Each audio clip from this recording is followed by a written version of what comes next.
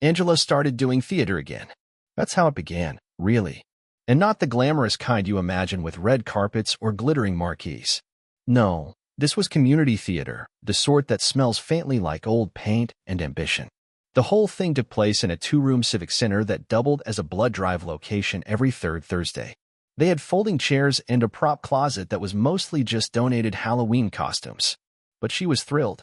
"It's rejuvenating," she told me, brushing off sawdust from her jeans after rehearsal one night. Like coming back to something I didn't know I missed. I told her that was beautiful. What I didn't tell her was I'd seen her spend less time choosing our wedding venue than she did picking out fake pearls for her costume. Or that she hummed show tunes in the kitchen now, which, for the record, should be banned under the Geneva Convention. It's not that I was against the whole theater thing. Far from it. I encouraged it. Signed the donation check with only mild theatrical sighing, even helped paint a backdrop one Saturday while listening to Deborah from Props explain how her cat could sense spirits. All part of the experience, I guess. Angela was cast in the lead, of course. Because of course she was. The director, a man named Claude Hastings, wore mismatched socks and spoke like he was auditioning for a biopic on eccentric visionaries. He referred to the cast as his orchestra of souls and called Angela his muse by the second rehearsal. I laughed when she told me that. She didn't. That was the first hint something was off, not a big one, just a whisper in the corner of the room. A flicker behind the stage curtain. You know the kind. Now, if you're thinking I got jealous of Claude, please. I've seen his car. A dented Prius with a missing hubcap and 3 windshield wipers. 3. Not a threat. But something else started to bother me, not Claude exactly, but the way Angela started talking about the play. Not about the lines or stage blocking, but about chemistry. "Ugh, Steven's just not feeling it tonight," she said one evening, slumping onto the couch beside me. "If we're going to pull this off, he and I need to really connect in that final scene." Steven, the male lead, played a character named Elijah who wore a vest and died heroically in the third act. Steven had a ponytail and said things like, "We're all just vibrations in a larger song." I once watched him eat an entire banana without breaking eye contact. He made me nervous in a very specific way. Angela mentioned him a lot, but in passing, like you might mention the mailman or a persistent rash. She'd come home, drop her script on the kitchen table, and say, "Steven forgot his blocking again." He just stood there like a confused tree. Or, "Steven brought in his own mug for the cafe scene." He's that kind of actor. It was just enough to make me think, huh, but not enough to yell conspiracy. Until the morning of the performance. See, I wasn't supposed to be there. Opening night tickets were sold out. Well, sold out in the sense that the director gave away seats to the mayor's niece and someone who donated a case of bottled water. Angela told me not to worry. "There's a live recording they'll post on the website," she said.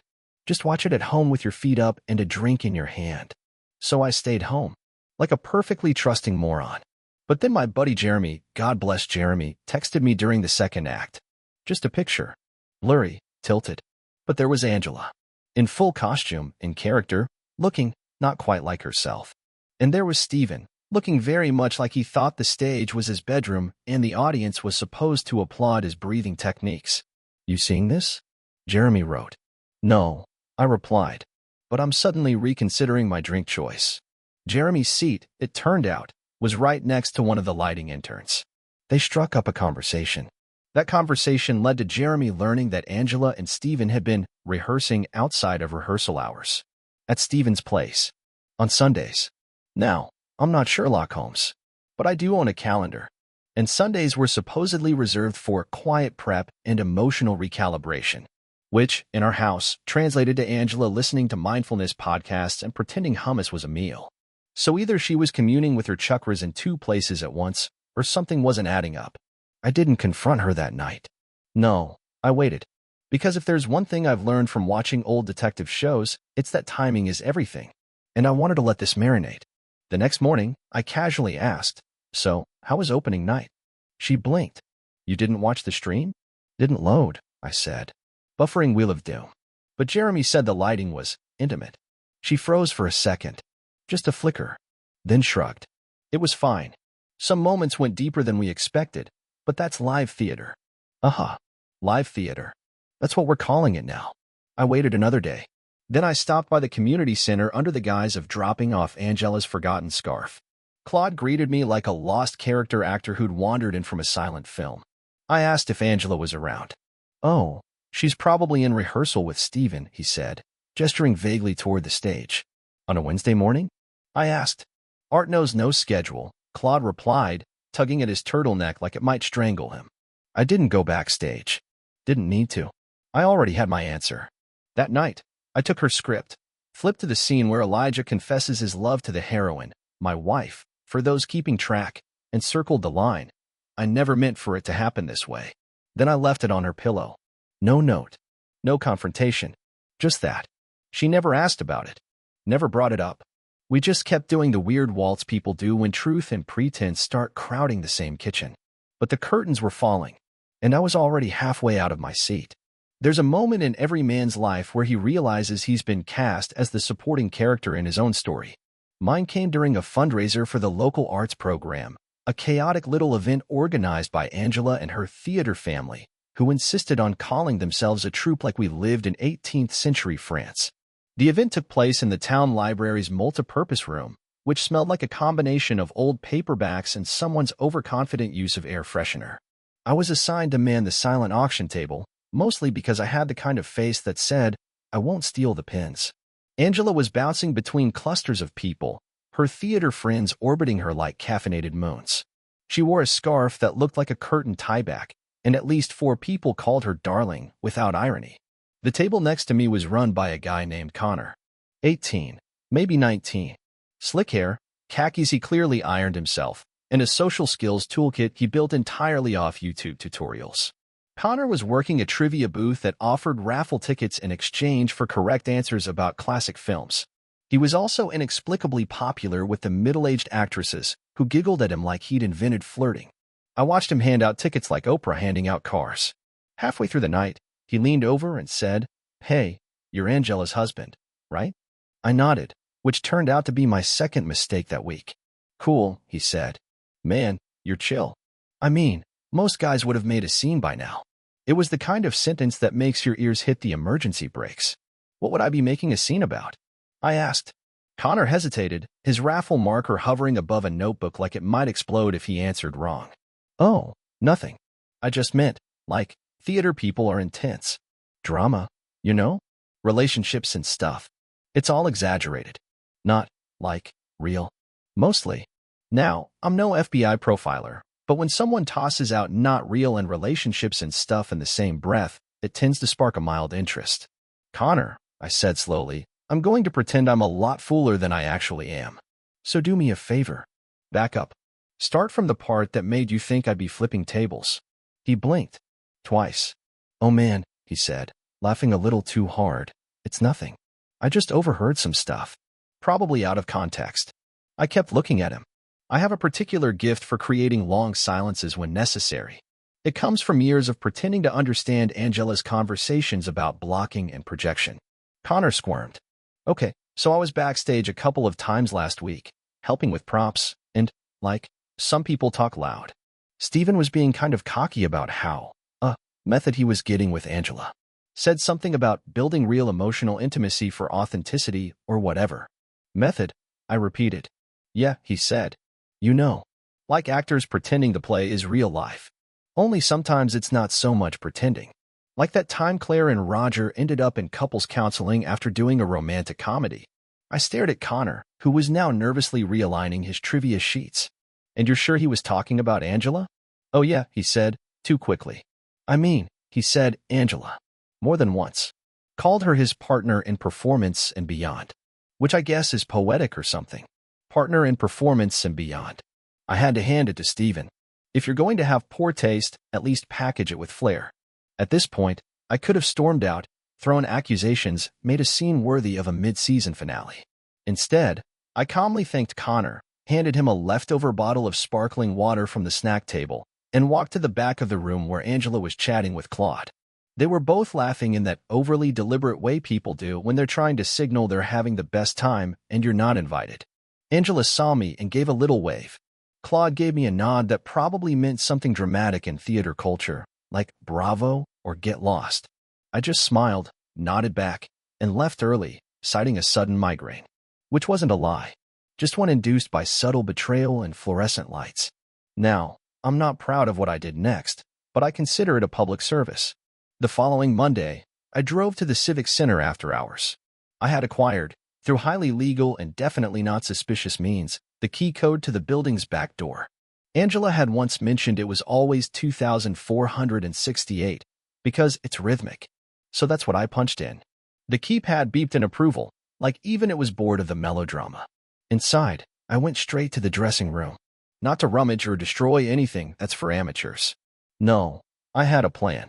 A very specific, low-budget, petty kind of plan. I found the stack of printed programs from their recent show, sitting neatly on a table next to a plastic skull and some glitter glue. On the cover, Angela, mid-monologue, eyes fierce, mouth open as if ready to deliver the next important line. I flipped through it, found the section with actor bios. Stevens Reed, Stephen March, a lifelong performer, brings depth, nuance, and vulnerability to his portrayal of Elijah. A proud vegan and amateur cellist, he believes in the transformative power of storytelling and connection. I added, in pen, especially connection. Just ask Angela's husband. Then I flipped to Angela's bio and wrote, Angela Dupree, née Jenkins, plays the lead role with passion and sincerity.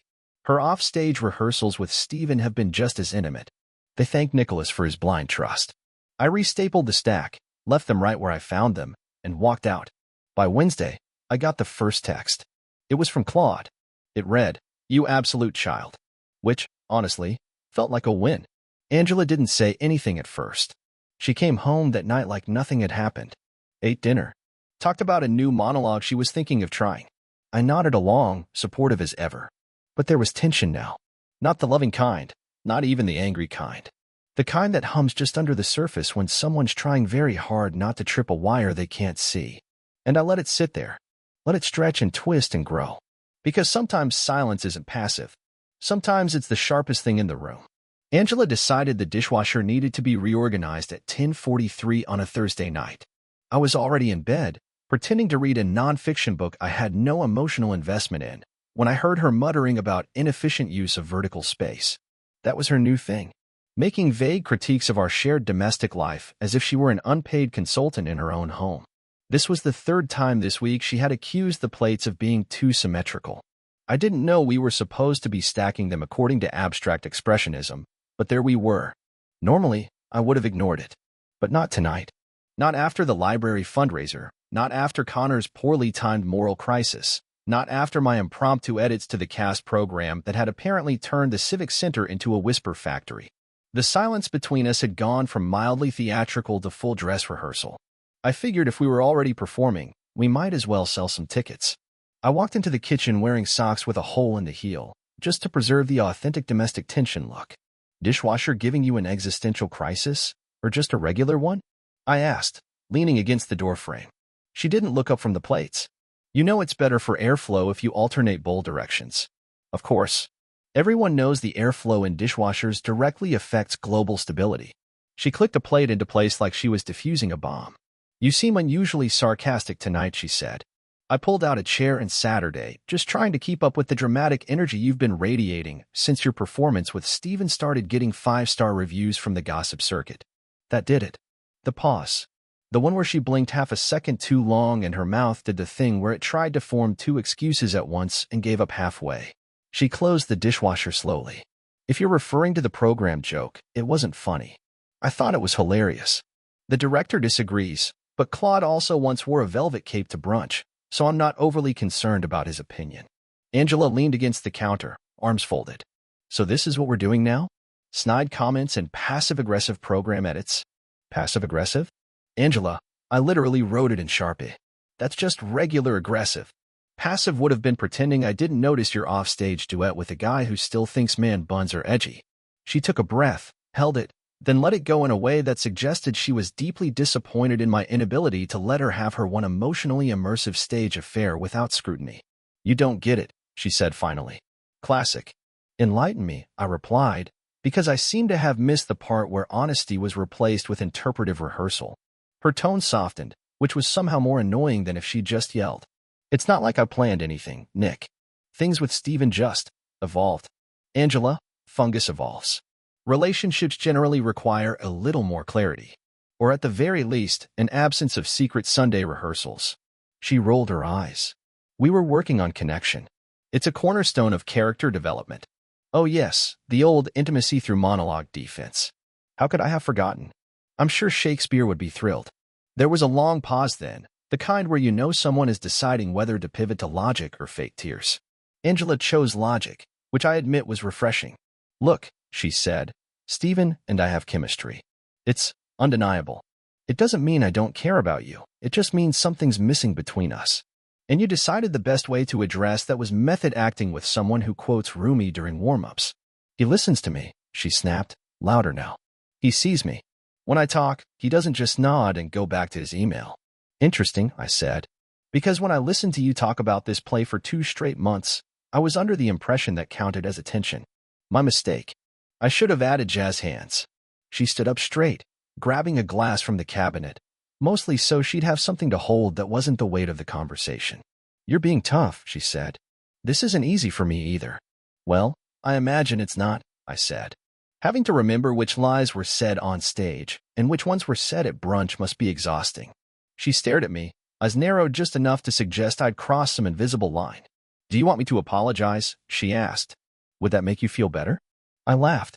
Angela, I don't want an apology. I want a refund. 6 years, shared mortgage, coordinated Christmas cards. All for what? A subplot with a guy who owns exactly 1 scarf and 3 unearned opinions. She put the glass down harder than necessary. You don't understand emotional growth. Oh no, I do. I just don't think emotional growth is supposed to involve swapping eyeliner tips with your scene partner while lying to your husband. You're being childish, she said. Good. Because clearly adulthood involves group rehearsals and secret text threads named rehearsal vibes. Her face flushed, whether from anger or embarrassment, I couldn't tell. Probably both. You know what? I'm tired of you acting like I'm the villain here, she snapped. I tilted my head. Angela, you rewrote the entire 3rd act of our marriage and didn't even give me a script. So yeah, I'd say you're not exactly the hero. There was nothing else to say after that, really. She left the kitchen, not storming off. Angela doesn't storm. She exits, like she's been directed to leave the stage with subtle frustration and restrained dignity. I sat there, looking at the dishwasher. I didn't even remember what I'd come in for. 10 minutes later, she reappeared. Not with an apology. Not with a tearful explanation. With a printed schedule of her next rehearsal week and a carefully neutral tone. Just so you're not confused about where I am. I took the paper. You should probably include asterisks next to the more emotionally immersive rehearsals. She didn't respond. Just walked past me again. The paper stayed in my hand. On it, next to Sunday's slot, in Angela's precise handwriting. Character study? S. Sure.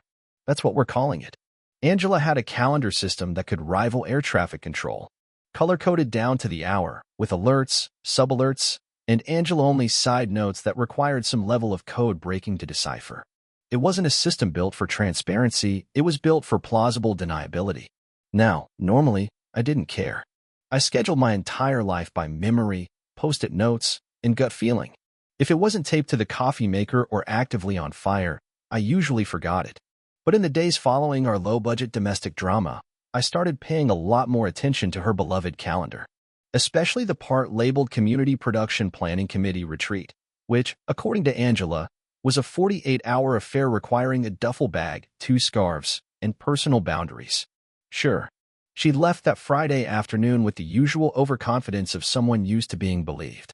Kiss on the cheek, vague statement about cell service being spotty, and out the door she went in jeans slightly more flattering than you'd expect for a municipal meeting. I didn't follow her. I didn't even try to track her down. That would have made me the bad guy in this very straightforward play about a woman rediscovering herself through dramatically unnecessary infidelity. No, I stayed right where I was. And I got to work. Now let's be clear.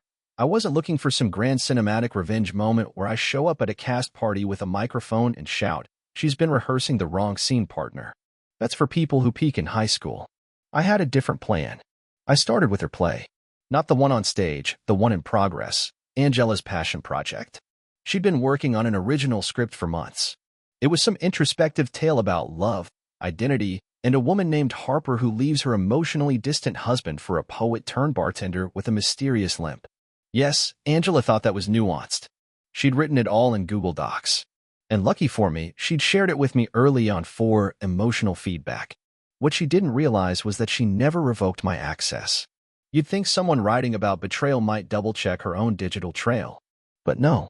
So I opened the file, scanned through it, found a few key scenes that felt suspiciously like real life with a layer of self-importance brushed over them.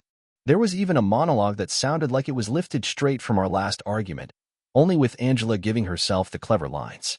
I didn't mind the misrepresentation. What bothered me was how bad the dialogue was. So I edited it. Not drastically, just enough. I tweaked the husband's lines so he no longer seemed cold and distant, but quietly reasonable and oddly witty. I added subtle references that painted Harper as slightly less misunderstood and slightly more performative. I left it open on her laptop before she got home, like the ghost of plot holes past. She didn't say anything for 2 days. Then on Sunday night, she asked, "Did you change my script?" Did I what? I asked, fully prepared to deny everything with the confidence of a guy holding a hammer next to a broken vase. My script. You edited it. I thought it was a collaborative document, I said, straight-faced. You shared it with me. I assumed you wanted feedback. She blinked like someone trying to decide if a fire alarm was real. You rewrote Harper's turning point. I improved Harper's turning point, I corrected. She's less of a victim now. More layered. You're welcome. Angela stared at me for a full 10 seconds. You made her sound delusional. Self-reflective, I said. Subtle difference. She logged out of the document. I don't think she's touched it since. Next came the theater's newsletter. A monthly email sent to about 100 subscribers, most of whom thought live theater peaked with a local production of My Fair Lady in 2003. The newsletter's editor was a retired guy named Martin, who once asked me to install antivirus software and ended up locked out of his email for 2 days. Martin owed me a favor. I emailed him a short, audience feedback note under a pseudonym, something safe and suburban like Debbie L. In the note, I praised the production's energy, but gently questioned the believability of the lead couple's chemistry. I suggested it felt a little too real, as if perhaps rehearsals had crossed into extracurriculars. I signed off with looking forward to next month's show. Love, Debbie. Martin, bless him, published the entire thing. Angela read it over breakfast. Said nothing. Just pushed her spoon around a bowl of cereal like she was decoding a message in the milk. I kept sipping my coffee. Didn't even blink. That weekend, I made my final move. Small, harmless, but effective. I took our Wi-Fi printer, Angela's pride and joy, a fancy all-in-one she guarded like a puppy, and renamed it. Nothing dramatic. Just changed the network name to Steven's Method. Took her 3 days to notice. When she did, she stared at it for 10 seconds, canceled her print job, and walked away. Never mentioned it. But she unplugged the printer later that night. The thing about revenge is it doesn't have to be loud. It doesn't have to be tough. Sometimes it's just quiet chaos. A slow unraveling. A reminder that for every dramatic flourish, there's a countermeasure. And I had time. I didn't yell. I didn't beg. I didn't go full scorned husband with a plan. I just nudged the whole thing slightly off balance. Let her sit in the awkward pauses. Let her wonder if every compliment was a trap and every shared glance had a hidden meaning. At one point, she actually tried to act like nothing had happened. Came into the living room, sat next to me on the couch, and asked if I wanted to watch something together. I handed her the remote and said, sure. As long as it's not a tragedy disguised as a creative process. She didn't last 5 minutes. Said she forgot something in the other room and never came back. Good. Because at that point, I wasn't angry anymore. I was settled. This wasn't vengeance. It was recalibration. A way to show her what she'd done, without the shouting or theatrics. She was the actor, after all. I was just directing the scene now. And the next act? Well, she'd have to read the script like the rest of the audience. Angela called a meeting. Not in so many words, but when your wife texts you a calendar invite titled, Us, Talk, and includes a 10-minute buffer beforehand marked, mental prep, you know you're about to enter one of those awkward life moments that doesn't even deserve background music. The invite was for 6:30 p.m., living room, no guests, dress code implied as emotionally casual. I accepted with the same enthusiasm I reserve for tax season. By 6:28, she was already seated on the couch, legs crossed, a throw pillow clutched like a support animal. I walked in with a glass of water and sat across from her like I was about to negotiate a ceasefire. I've been thinking, she started. Of course she had. Thinking was her full-time hobby now, apparently. I nodded. Impressive. You got there 2 minutes early. Real go-getter energy. She ignored me. We've been not communicating well. There's clearly a lot of resentment building. I wouldn't say building, I said. More like it got approved without permits and expanded overnight. Angela exhaled like she was already exhausted. Nicholas, I'm trying to be serious. You named the calendar invite us, talk. I'd argue this was doomed from the start. She stared at me for a beat too long, then forged ahead anyway. I know things got off track. I know I've made choices that hurt you. I resisted the urge to slow clap. But I've also been hurt, she added, like it was a group project. This marriage stopped being a place where I felt seen. I felt like a roommate, not a partner. Roommates don't edit each other's Google Docs mid-betrayal, I said. Though, granted, I've never lived in a sitcom, so maybe that's standard now. I'm trying to explain how I felt, Nick, she said. You stopped asking questions. You stopped being curious. I stopped being curious the moment your explanation started requiring a director's commentary, I replied. You were less a wife and more of a limited release behind-the-scenes feature. She ran a hand through her hair, the way she does when she's about to launch into the deep truth portion of a monologue. Stephen made me feel like I mattered. Oh, well, great. Finally, the testimonial I didn't ask for. Maybe later you can write a Yelp review about the emotional ambience. Angela closed her eyes for a second, then opened them like she was about to do something brave. We didn't sleep together, if that's what you're still wondering. I tilted my head. Is this the part where I'm supposed to be relieved? It wasn't physical, she said, quietly. It was emotional. Well, thank goodness. Because if there's one thing I love, it's knowing my marriage was ruined by an imaginary concept with no cleanup cost. Angela pulled the throw pillow tighter. You think you're handling this with such grace, but you're not. You're just avoiding the real feelings. You're turning everything into a joke. Angela, I said, leaning forward, if I don't laugh, I'll start quoting your play back to you. And nobody wants that. She winced. Good. That was still a sore spot. This wasn't easy for me either, she said. I've been conflicted for months. Yeah, must have been rough rehearsing honesty in private and then skipping the performance in public. Okay, she snapped, if you're not willing to be part of a mature conversation. I interrupted. Back when this was salvageable. Back when it was a conversation, not a press release about why you needed emotional growth through someone who wears hemp shoes. Her mouth twitched, but she held it together. We're clearly not working anymore, she said. But I don't want this to end in bitterness. I want us to be kind to each other. How kind are we talking? I asked. The kind where we split the furniture evenly, or the kind where you keep the espresso machine because Stephen drinks decaf, and I spiral into a caffeine withdrawal-induced identity crisis? Angela actually smiled. Barely, but it was there. That was almost funny. Oh, good. I live to impress a woman currently workshopping her guild in community theater. She sat up straighter. Can we just talk about what we're going to do? Seriously. What do you want, Nick? And there it was. The only real question. I sat with it for a moment. Not out of hesitation, but because I wanted to answer with the full clarity of someone who's been waiting for this line to be delivered for far too long. What I want, I said slowly, is peace. Not the kind where we smile through gritted teeth and pretend we're evolved. Real peace. The kind where I don't wake up next to someone who thinks I'm a checkpoint on the road to personal enlightenment. Angela nodded once. So, divorce. Call it what you want. Freedom, reset. Spiritual untangling. You guys love naming things. Let's not fight about the vocabulary. She looked down at her lap, then back at me. And the house. You can have it, I said. It already smells like unresolved ambition. And your stuff. I'll take what fits in my car. The rest can stay as set dressing. She looked surprised. I guess she expected more resistance. More begging. A desperate plea for a second chance. What she got instead was a man who had finally stopped hoping his wife would stop acting. Nick. Angela, please. If this is where you try to justify it again, I'm going to have to install a second coffee table just so I have something to flip. She gave me a look, tired, soft, maybe even a little respectful. We both stood up at the same time. You were a good husband, she said. And you were very convincing, I replied. Break a leg, or whatever the phrase is. She turned to walk out of the room, then paused. Do you think we'll be friends someday? Only if you forget your lines again and need someone to prompt you. She didn't laugh, but I saw the corner of her mouth fight against itself. Then she was gone. The living room was quiet. Too quiet, probably, but at least it was honest. And for once, I didn't feel like I was part of someone else's scene. 3 weeks after the us talk, I had officially become the guy who corrected utility bills to his name alone and called the internet company to separate accounts. The woman on the line asked if I wanted to keep the current Wi-Fi name or change it.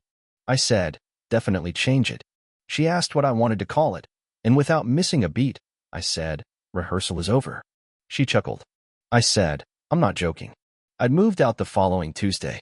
Took everything that didn't require me to ask, beg, or remember where we bought it.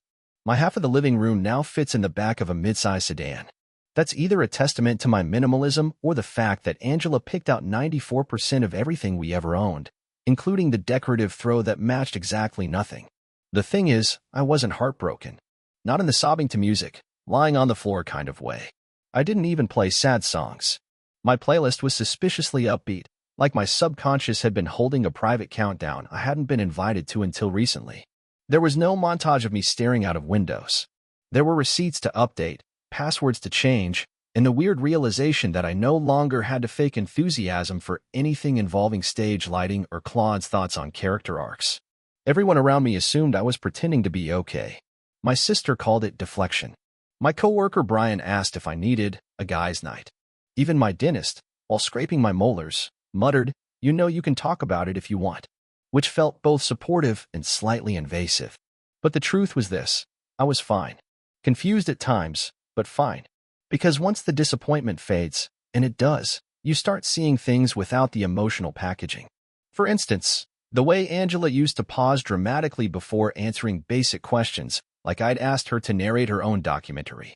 Or how she had an emotional support scarf for every disagreement.